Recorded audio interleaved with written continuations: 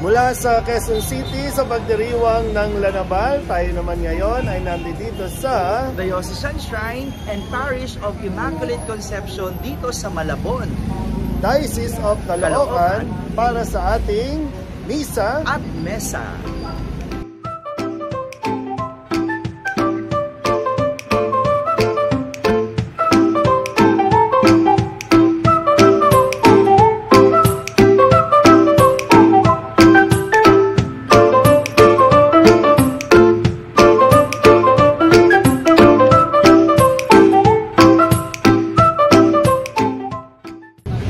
Isa sa kapistahan na pinagdiriwang tuwing buwan ng Disyembre, Father Douglas, ay ang Immaculate Conception.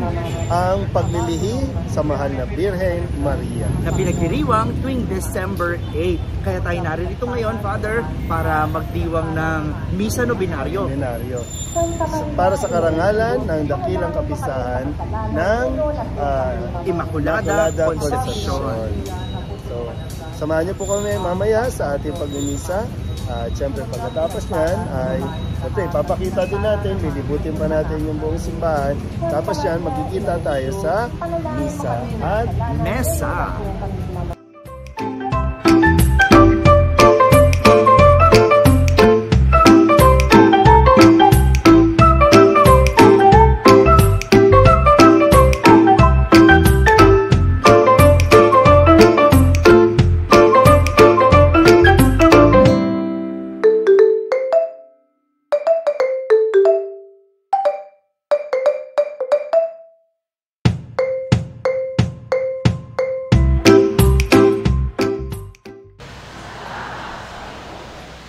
Ang Diyos natin hindi mauubusan.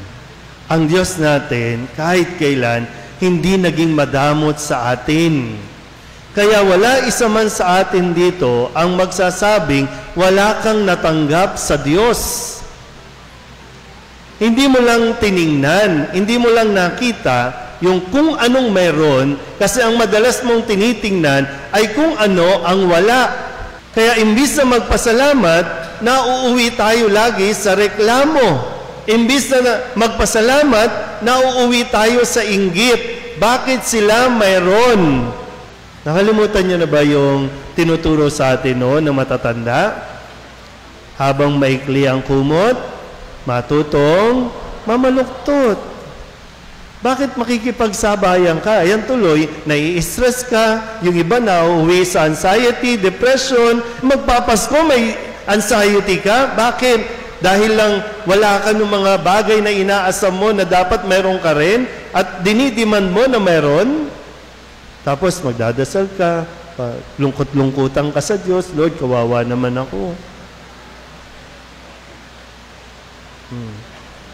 Tapos imbis na masaya ka sa araw ng kapanganakan ng mahal na Birhen, lungkot-lungkutan ka din, papampam ka rin eh.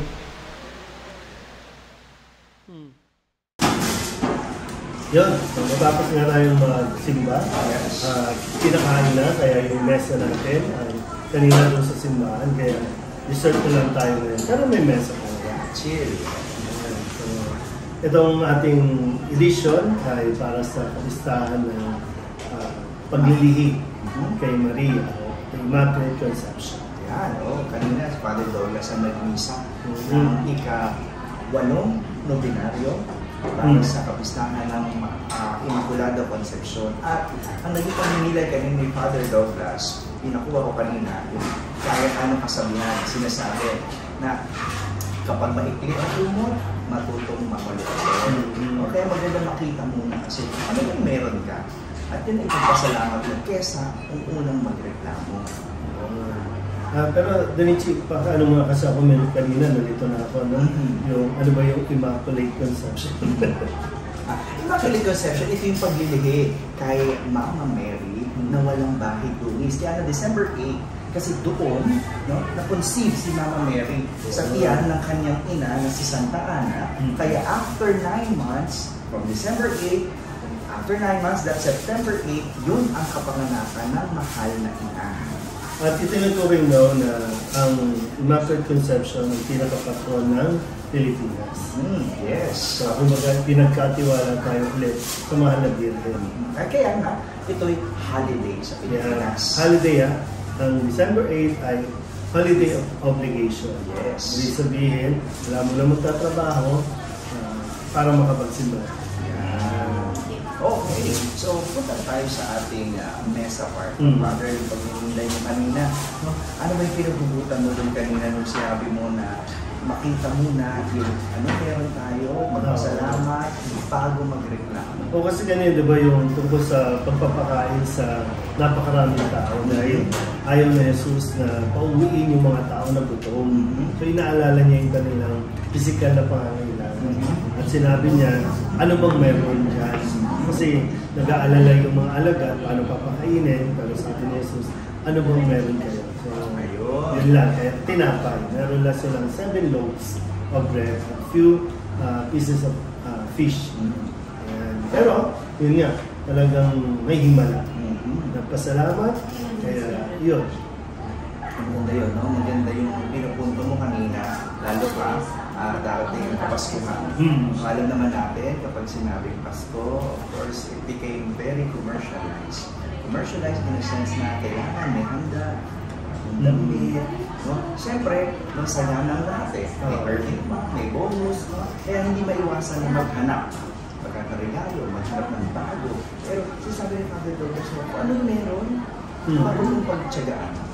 Ipagpasalamat, no? Hindi naman din kailangan lagi may bago. Hindi din naman lagi kailangan masarap ang pagkain, no? Kung ano meron.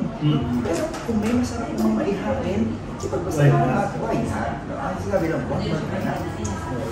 Kumbaga, ano lang, no? Kung ano yung meron ka, kung ano yung kaya nyo, yun lang, huwag nyo pilitin na magpa-ingrande tayo sa Pasko. Para bang problema tuloy na isinilang si Kristo. Dahil naman problema tayo sa ihahanda. Hindi naman siya punta dito para o ipenganak para paghandaan. Siyempre, hindi dapat. Kasi hindi dapat maging sentro ng Pasko ang hamon. Bagong gamit, keso de bola, paano mga palamuti ng Pasko. Si Kristo pa rin sana maging sentro ng ating pagdiriwang. Kaya may pagpasalamat natin yung pamilyang buo, kaibigan na meron ka, no? Hindi man ganun kasagana, pero papasaan pa tayo, talaga naman, no? Biyaya pa rin ng Diyos na makakapagbiyo tayo ng Pasko. Pwedeng maging masaya sa kung anong meron tayo. Yes. Lalo tigit, no? Balik ko lang ulit kay Mama Mary, no? Ang tanging meron si Mama Mary ay sa Jesus at yun ang binigay sa atin. At alam mo, bago rin naman nangyari na magkaroon siya ng Jesus, ang tanging meron lang si Maria noon ay yung kanyang koko. Yun lang, at ang lahat, ang kanyang buong buhay ay nagbago. No? Sa isang meron lang siya. Ano yung meron lang siya noon? During that time, oo lang. Her yes was her best. Participation. Yes, best offering. Sa plano ng Diyos. Okay. Nawa po ay siyempre makapanood nyo ito tapos yung pagdiriwang. Pero sana po ay hindi ninyo nakalitaan na pumunta ng simbahan at magsimba. Magpasalamat tayo sa Diyos na meron tayong mahal na Birhen Maria. Yan, sa darating na Pasko, kaya natin pag-inilay kung anong meron, ipagpasalamat. No? Habang maliit ang kumot, matutong mamalukto. at iyan po ang ating pag-inilay sa mesa part ng ating Misa at mesa. Ako si Father Douglas. As Father Delici. At magkita-kita tayo ulit sa susunod nating pupuntahan at simbahan. Abangan nyo.